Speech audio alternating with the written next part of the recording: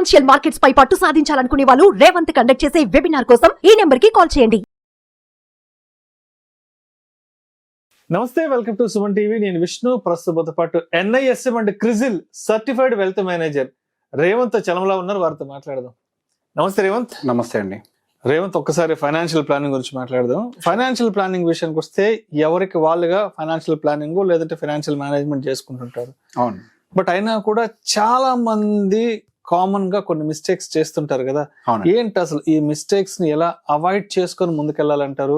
సాధారణంగా అందరూ ఎటువంటి తప్పిదాలను చేస్తుంటారు? మీ నోటీస్ కి ఎక్కువ ఎటువంటి తప్పిదాలు వస్తుంటాయి? ఎందుకంటే మీరు ప్రతిరోజు చాలా మంది క్లయింట్స్ తో డీల్ చేస్తుంటారు కాబట్టి సర్వసాధారణంగా అందరూ ఎటువంటి తప్పులు చేస్తున్నారు? సో ఫైనాన్షియల్ ప్లానింగ్ అనేది పేపర్ మీద చాలా బాగుంటది. పేపర్ మీద పెట్టేటప్పుడు చేసుకునేటప్పుడు చాలా బాగుంటది. కానీ చాలా మటుకు ఫైనాన్షియల్ ప్లానింగ్స్ పేపర్ మీద మిగిలిపోతాయి. అవి ఏవి కూడా వాళ్ళు అనుకున్న స్థాయికి వాళ్ళు రీచ్ అవ్వలేరు వాటిని. సో దానికి మేజర్ రీజన్, దానికి తగ్గ అనుభవం ప్రతి మనిషికి ఉండదు. ఎట్లా వస్తుంది అనుభవం? వాటిని ఎక్స్పీరియన్స్ అయితే కదా. సో బేసిక్గా సరే కొంతవరకు చైల్డ్ ఎడ్యుకేషన్, చైల్డ్ మ్యారేజ్ వీటి వరకు అయితే చేసుకోగలుగుతారు, దాంతో ఇబ్బంది లేదు. కొంతవరకు ఇప్పుడు వచ్చినటువంటి అవేర్నెస్ తోటి రిటైర్మెంట్ కూడా ఏదో కొద్ది గొప్ప ప్లానింగ్ చేసుకోగలుగుతున్నారు. కాకపోతే అసలు మేజర్ సమస్యల్లో వచ్చేది ఎక్కడేనంటే మనకు అసలు జీవితంలో ఊహించని అసలు అనుభవం ఎవరికీ లేనిది జరిగినప్పుడు వస్తుంది అసలు సమస్య. ఎవరికి రాదా అని అంటే అట్లాంటి అనుభవాలు చాలా మందికి వస్తాయి. కానీ వాళ్ళకి అంటే ఆ సిచ్యువేషన్ ఎదుర్కొన్న తర్వాత ఇంకేం చేయడానికి ఉండదు. దాన్ని ఎవరికి పంచుకోలేరు కూడా కనీసం అనుభవాన్ని. సో బేసిక్ గా ఎప్పుడైతే మనకు అనుభవం లేనిది కానీ మనం చూడండి కానీ సందర్భాలు ఎదురవుతాయి.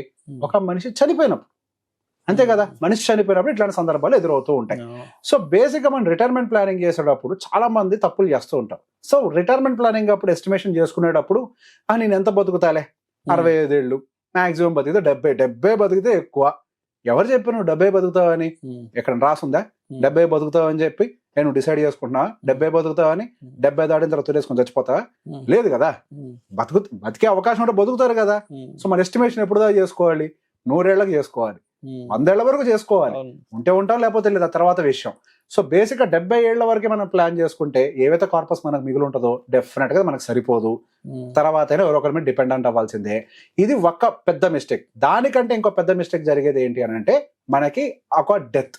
ఒక మనిషి చనిపోతే మీ ఫైనాన్షియల్ ప్లానింగ్స్ అని తిరిగాను మనకు వస్తాయా? చేసుకున్నారు, అద్భుతమైన ప్లానింగ్ చేశారు. మా అబ్బాయిని నేను ఒక పెద్ద ఇంజనీరింగ్ కాలేజీలో ఇంజనీరింగ్ చేపిస్తా, లేదా మా అబ్బాయిని మా అమ్మాయిను ఒక మెడికల్ కాలేజీలో చేర్పిస్తా. ఓకే, ప్రతి నెల దానికోసం ఇంత సిప్పు చేస్తా. ఓకే, అంత బాగానే ఉంది.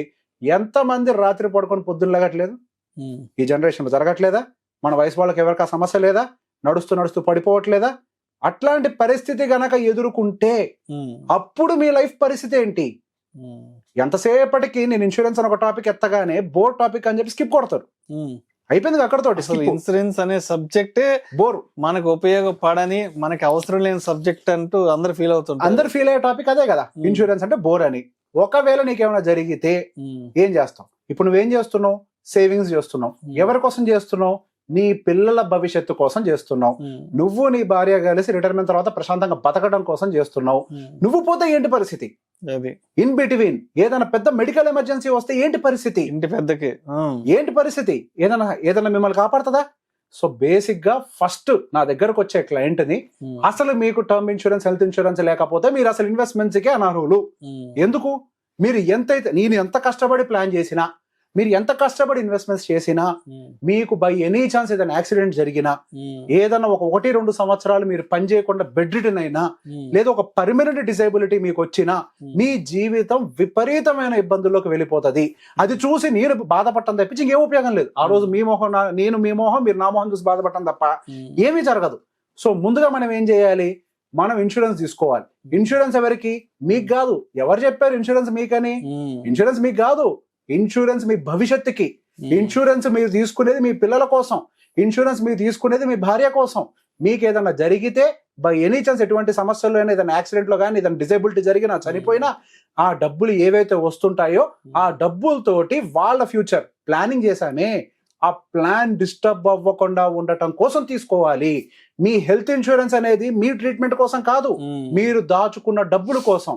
మీ దగ్గర డబ్బులు లేకపోతే ఏం చేస్తారు? దాచుకున్న డబ్బులు తీసుకొచ్చి ఖర్చు పెట్టాలి కదా. అదే హెల్త్ ఇన్సూరెన్స్ ఉంటే ఆ డబ్బులు పాడుకోకుండా ఉంటాయి కదా. సో మీరు ఎప్పుడైనా గుర్తుపెట్టుకోండి, నేను మా క్లయింట్స్ అందరికి అదే చెప్తా. అందరు ఏమనుకుంటారు, ఇన్సూరెన్స్ అంటే ఒక ఎక్స్పెండిచర్ అనుకుంటారు. ఇన్సూరెన్స్ ఎక్స్పెండిచర్ కాదు, insurance investment. Insurance is an investment గా మనం పరిగణించాలి. ఇప్పుడు మనకి ఏదైనా జరిగితే ఇన్వెస్ట్మెంట్స్ మిగులుతాయా? మొత్తం నాశనం అయిపోతాయి.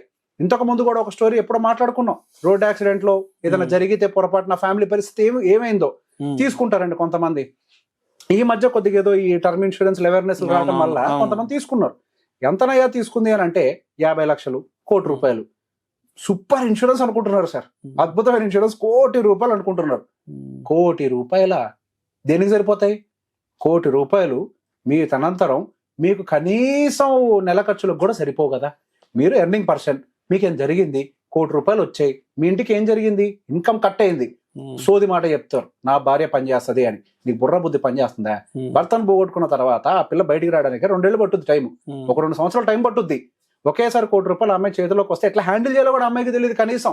చుట్టుపక్కల వాళ్ళందరూ వస్తారు, దాన్ని అజ్జే ఇజ్జే అని చెప్పి మొత్తం మిస్లీడ్ చేస్తారు. మనం ఏం చేయాలి, రాత్రికి రాత్రి మనం పడుకొని నిద్ర లేకపోతే, రేపు పొద్దున నిద్ర లేకపోతే బై ఎనీ ఛాన్స్ మనం ఎట్లా ఈ ప్రొసీజర్ ఇంప్లిమెంట్ చేయాలో మీ భార్యకి ఎక్స్ప్లెయిన్ చేసి పెట్టాలి. పలానా మనిషి ఉన్నాడు, అడ్వైజర్ మనోడు, లేకపోతే ఇగో ఇది మన ప్లాను, ఒకవేళ దాన్ని జరిగి కార్పస్ వస్తే మనం ఈ పద్ధతిలో దాన్ని ఇంప్లిమెంట్ చేయాలి. సో ఫస్ట్ ఈ పద్ధతిలో ఇంప్లిమెంట్ చేయాలంటే మీకు ఎంత టర్మ్ ఇన్సూరెన్స్ కావాలనేది ఐడెంటిఫై చేయాలి. టర్మ్ ఇన్సూరెన్స్ ఐడెంటిఫికేషన్ అంటే సోది యూట్యూబ్ అందరూ బయటకు వస్తారండి. ఏం చెప్తారు, ఇంటూ 20 ఇంటూ 25 ఎవరు చెప్పాడు? ఎవరు చెప్పారు? అదేమన్నా IRDA సర్టిఫైడ్ ప్రొసీజరా? ఎవరు చెప్పారు? ఒక టర్మ్ ఇన్సూరెన్స్ తీసుకోవాలి అని అంటే దానికి నీడ్ అనాలిసిస్ చేయాలి. నీడ్ అనాలిసిస్ చేయకుండా టర్మ్ ఇన్సూరెన్స్ ఎట్లా మీరు ఫిక్స్ చేసుకుంటారు? ₹1 కోటి వస్తే ఏం జరుగుతుంది? 6% వడ్డీ వస్తుంది, ₹50,000 మీకు నెలకు వస్తాయి. ₹50,000తో మీ పిల్లలు బతకాలి, మీ భార్య బతకాలి, వాళ్ళ చదువులు ఏది స్కూలింగ్ చదివించాలి, వాళ్ళని ఇంజనీర్లు చేయాలి, పీజీలు చదివించాలి, పెళ్లిళ్ళు చేయాలి, రిటర్న్ ₹1 కోటి అయిపోద్దా? How is that possible? కుదరదు కదా. సో మీరేం చేయాలి, ఇప్పటి నుంచి బతకడానికి ఎంత ఖర్చు అవుద్ది, ఇప్పటి నుంచి స్కూలింగ్కి ఎంత ఖర్చు అవుద్ది, ఆ తర్వాత యూజీకి ఎంత ఖర్చు అవుద్ది, ఆ తర్వాత పీజీకి ఎంత ఖర్చు అవుద్ది, ఆ తర్వాత మ్యారేజ్కి ఎంత ఖర్చు అవుద్ది, ఇవన్నీ ఏమైపోయినాయి. ఇంకో మాట చెప్తారు, ఆస్తులు ఉన్నాయి అమ్మేస్తారని. అది నువ్వు బతుకుంటూ అమ్ముతావు ఆస్తిని? అంటే నువ్వు పోయిన తర్వాత నీకు సంబంధం లేదా? పిల్లలతోటి, నీ భార్యలతోటి వాళ్ళకుంటుంది ఆస్తి, అమ్మిచ్చేస్తావా? తప్పు కదా. ఆస్తులు ఉన్నాయి కదా, ఏం వద్దనంట. ఆస్తులు ఉంటే ఆస్తి పని ఏంటంటే, భూమి పని ఏంటి, 4 కాలాల పాటు 4 జనరేషన్లకు పోవటం, అది కదా. ఇప్పుడు నువ్వు పోయావు కాబట్టి నీ ఆస్తి కూడా అమ్మేయాలా? ఇది సాడిజం కదా, ఇది సాడిజమే కదా. ఇది ఎక్కడ సాడిజం? సో బేసిక్ గా అది ఫిజికల్ ఎసెట్ అండి, దాన్ని క్యాష్ కింద కన్వర్ట్ చేయడం అంత ఈజీ ఏం కాదు. ఆ టైంలో వాళ్ళ బుర్రలు కూడా పనిచేయవు. మీ దగ్గర ఫైనాన్షియల్ ఎసెట్ ఏముంది? ఫైనాన్షియల్ ఎసెట్ ఏంటి? Term insurance. ఫైనాన్షియల్ ఎసెట్, ఏదైనా జరిగితే డబ్బులు వస్తాయి, దాంతో ఎట్లా ప్లాన్ చేయాలి. సో రాత్రి పడుకొని లేకపోతే రేపటి నుంచి ఇంప్లిమెంటేషన్ ఏంటంటే ఒక ప్లాన్ ఉండాలి. ఇంకో పలానా వ్యక్తి ఉన్నాడు, పలానా అడ్వైజర్ కి దీని గురించి అంత ప్లాన్ క్లియర్ గా ఉంది, వాళ్ళని కలవండి. లేదు, ఇగో ప్లాన్ ఆల్రెడీ నా దగ్గర ఉంది, ఈ ప్లాన్ ప్రకారం ఇలా చెయ్యండి, వాళ్ళు చెప్పారు, వీళ్ళు చెప్పారు, మీ నాయన చెప్పాడు, మా నాయన చెప్పాడు అని చెప్పేసి అన్నెసరిగా పెట్టుబడులు పాడు చేయకండి. సో ఏదున్నా కానీ ముందుగా ప్లాన్ చేసుకొని మీ ఫ్యామిలీకి అవేర్నెస్ క్రియేట్ చేయండి. ఫైనాన్షియల్ ప్లానింగ్ లో మొదటిది ఇన్సూరెన్స్ తీసుకోవటం. ఇన్సూరెన్స్ తీసుకోకుండా చేసే ఏ ఫైనాన్షియల్ ప్లానింగ్ పనికిరాదు. Thank you so much Revanth. Thank you అండి.